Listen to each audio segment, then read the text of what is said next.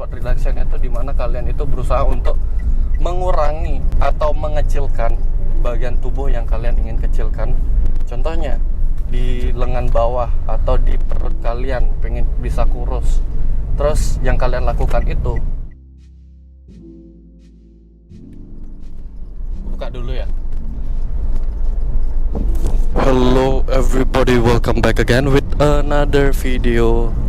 Hari ini videonya itu berbeda karena kami lagi ada bisnis trip ke Surabaya.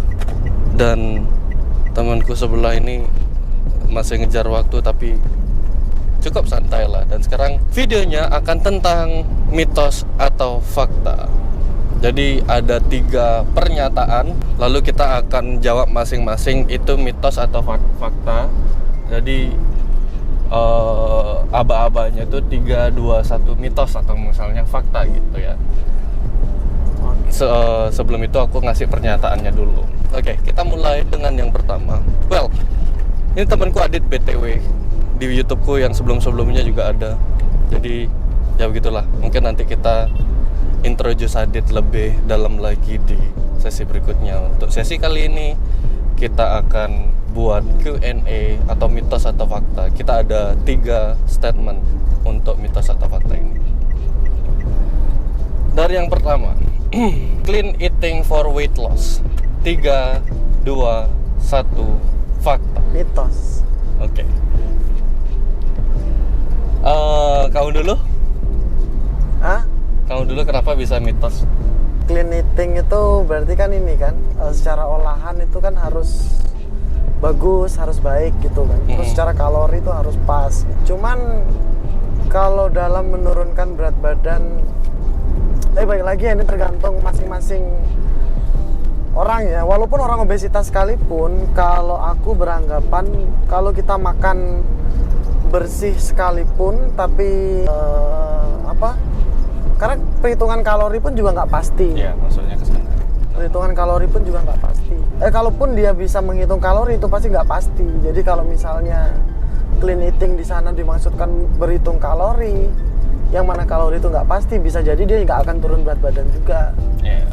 Terus misalnya clean eating lainnya itu olahan, oke lah kita udah rebus-rebusan. Pertanyaannya, kita manusia atau robot? Kalau robot bisa dikasih oli dengan merek yang sama, tapi kalau manusia kan nggak bisa dikasih makanan yang sama. Secara konsistensi aja udah pasti beda banget kita sama robot, kita sama mesin.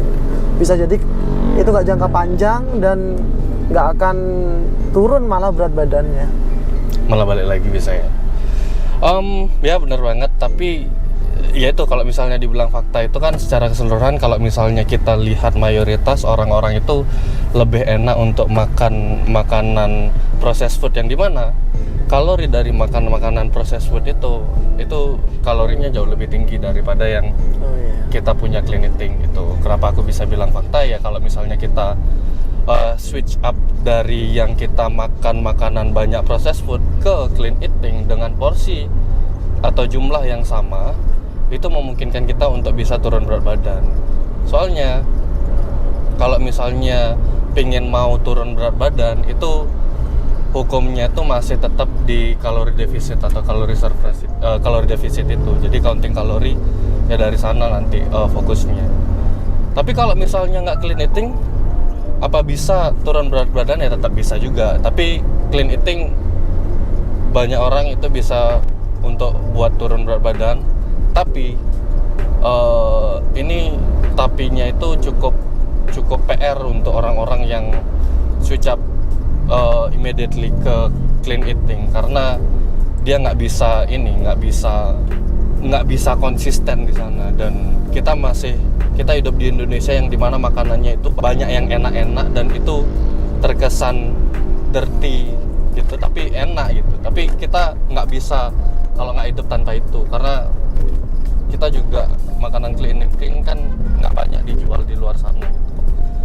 Ya tetap bisa, tapi nggak bakal susah banget untuk bisa konsisten untuk makan clean eating selamanya.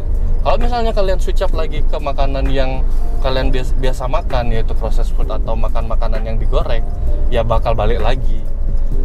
Jadi faktanya itu yang aku maksud, clean eating bakal bisa turunin berat badan, tapi most likely itu nggak akan bisa untuk kita itu jangka panjang gitu. Tapi sekarang pertanyaannya, sekarang kalian mau cari yang jangka panjang apa yang cuman cepet aja gitu, tapi ujung-ujungnya balik berat badan lagi gitu?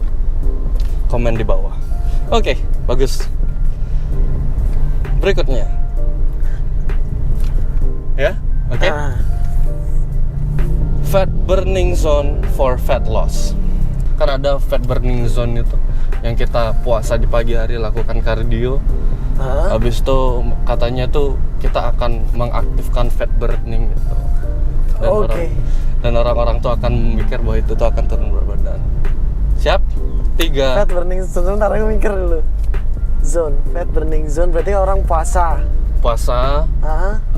Dia tuh kardio di kondisi fasted, terus akhirnya dia tuh akan bisa menggunakan energi dari fatnya. Tapi orang-orang tuh bakal mikir kayak itu tuh fat loss ya kalau tapi orang-orang mikir ya. Iya. Pernyataan itu, oke? Siap, 3, 2, 1. Fakta. Mitos. Kita lalu beda ini. Aku dulu ya. Ada pandangan sih soalnya. Oke.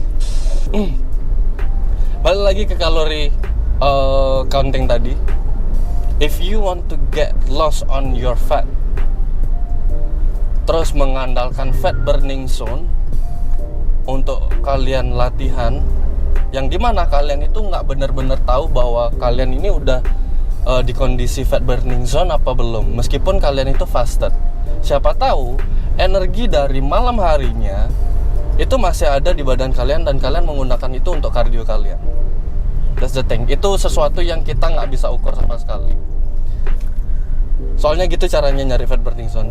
Terus, even though if you are using fat burning zone, fat burning atau energi dari fat atau energi dari lemak kalian gunakan untuk melakukan aktivitas olahraga itu, baik latihan beban maupun kardio, itu tetap aja kalian hanya menggunakan atau menghabiskan storage dari cadangan energi dari lemak kalian. Bukan berarti kalian akan turun berat badan, bahkan turun lemak gitu. Tetap aja kalian itu harus memerhatikan jumlah kalori yang kalian keluarkan atau yang kalian makan gitu, dimakan makanan kalian. Jadi kalau mengharapkan fat loss atau weight loss dari penggunaan fasted exercise, itu nggak akan bisa turun berat badan atau turunin lemak kalian. So, itu dari aku. Silakan. Oke, faktanya, tapi ngomongin ini ya tentang apa? Faktanya itu terkait secara teoretikalnya ya. Kalau secara teoretikalnya itu fakta. Nah, itu fakta. Cuman beberapa penelitian itu balik lagi, ini kan perihalnya ini kan perubahan sampel dari para peneliti itu kan beda-beda. Ada mungkin yang peneliti itu sampelnya itu pakai sampelnya atlet gitu.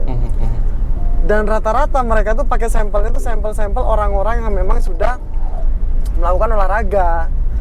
Nah, kalau misalnya sekarang kayak kalian, teman-teman sekalian di sini adalah pelaku olahraga yang baru memulai olahraga, berarti kan levelnya belum di taraf atlet kan. Nah, sebenarnya teori ini tuh sangat belum bisa dipastikan, tuh sangat belum bisa valid. Jadi balik lagi, kalau secara teoretikalnya itu fakta kok, itu fakta.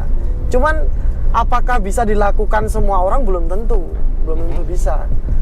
Contohnya adalah dengan kita berpuasa terus kita mencoba untuk melakukan beberapa olahraga, salah satunya olahraga yang cukup tinggi lah intensitasnya. Belum tentu semua orang itu bisa melakukannya, dan diharapkan dari olahraga yang cukup tinggi itu nanti kita ada di zona membakar lemak itu tadi, yang mana secara teoritikal lagi ya, untuk membakar lemak itu sendiri dari intensitas yang tinggi itu setidaknya itu harus di atas 30 menit. Teorinya seperti itu, dan nggak semua orang yang pada level tertentu atau di bawah level atlet bisa melakukan hal itu gitu. Tapi secara teoretikalnya, faktanya benar. Itu ya ada di teori.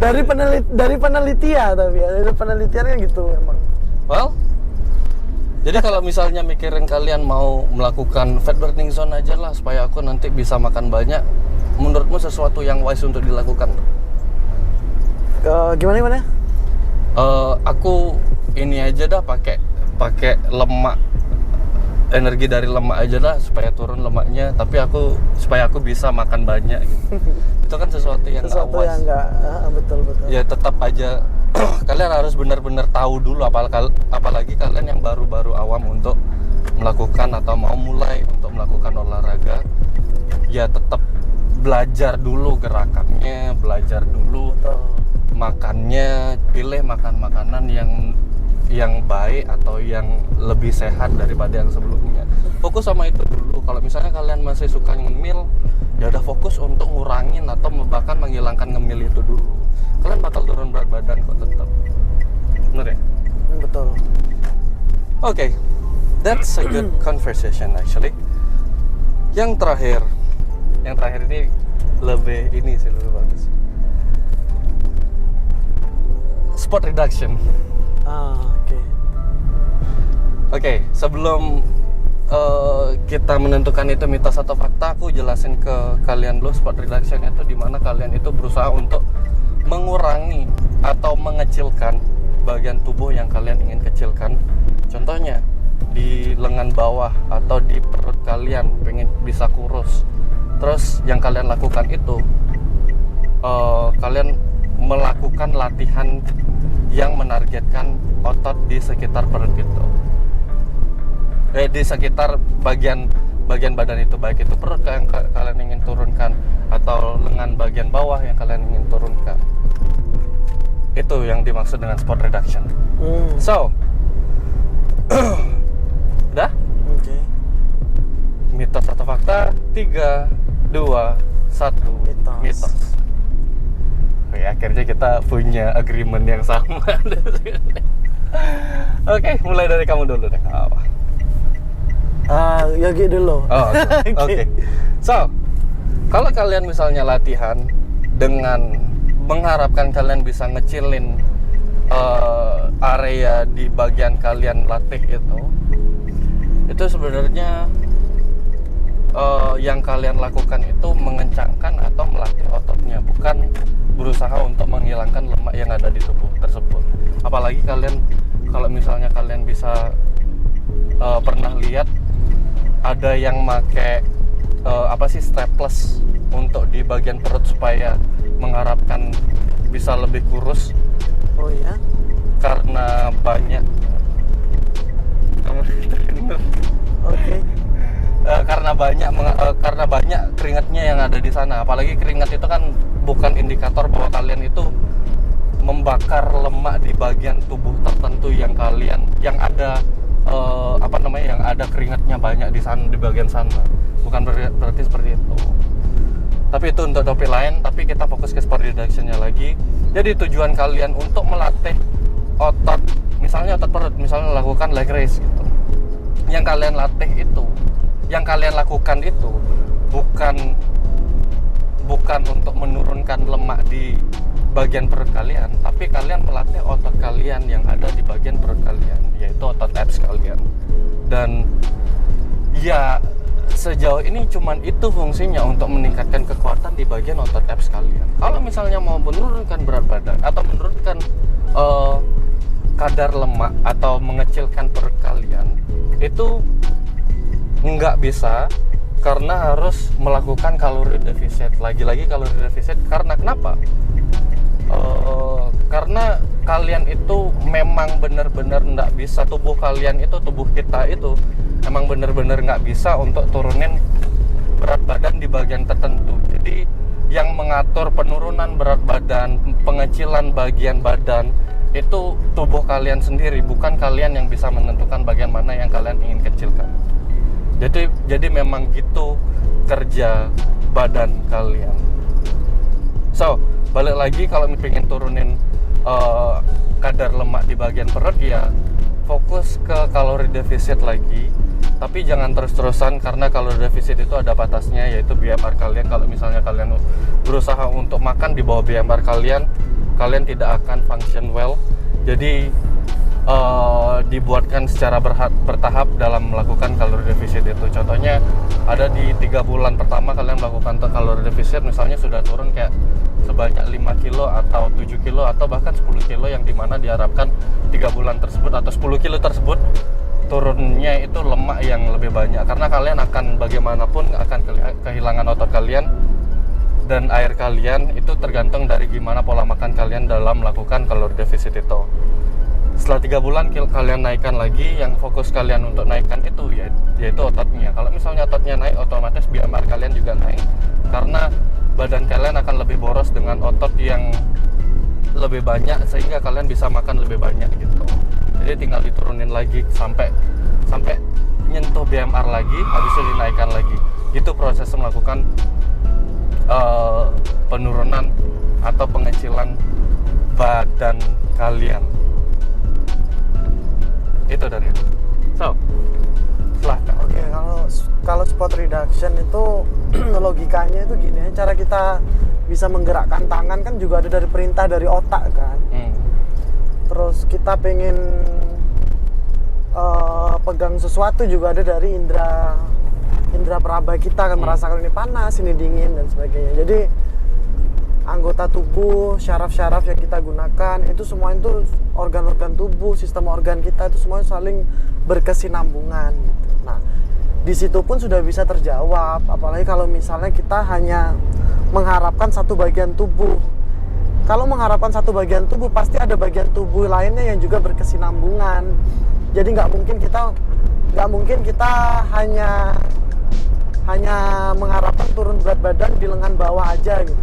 Kalau turun berat badan di lengan bawah aja, berarti kan ada banyak bagian yang juga harus terlibat kan. Di situ aja sudah nggak mungkin ada namanya spot reduction. Terus yang kedua, harapan untuk mengecilkan atau merubah bagian tubuh, satu bagian tubuh tertentu untuk terlihat lebih bagus dengan melakukan olahraga, apalagi olahraga latihan beban, itu sudah salah pemikiran. Karena yang namanya latihan beban ya melatih otot, bukan untuk menghilangkan lemak. Tiba-tiba lemak hilang, otot kontraksi, otot jadi, terus lemaknya tiba-tiba hilang gitu. Karena sistematisnya itu beda. Cara meningkatkan massa otot ya dengan berlatih, cara menurunkan massa lemak ya dengan cara melakukan diet secara konsisten dan baik gitu. Oke. It's pretty much the same dari apa yang kita bilang, tapi sudut pandangnya dicari yang berbeda dari kita. So I think that's it guys. Cukup seru perbincangan kita hari ini. Kayaknya aku aja yang merasa seru. Tapi gimana menurut kalian? Kalau misalnya kalian punya statement lain, silahkan kita berdiskusi di kolom komentar. And I think most of you guys who wants to start exercising pasti adalah pemikiran seperti ini. Jadi mudah-mudahan dengan video ini kalian bisa belajar sesuatu lah seenggaknya. You can believe it or you just deny it, tapi silahkan searching lagi.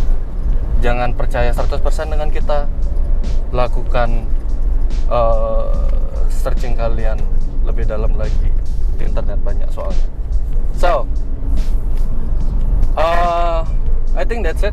Udah itu aja. Yep, that's it. Thank you guys for those of you who are watching up until now. I really thank you very much.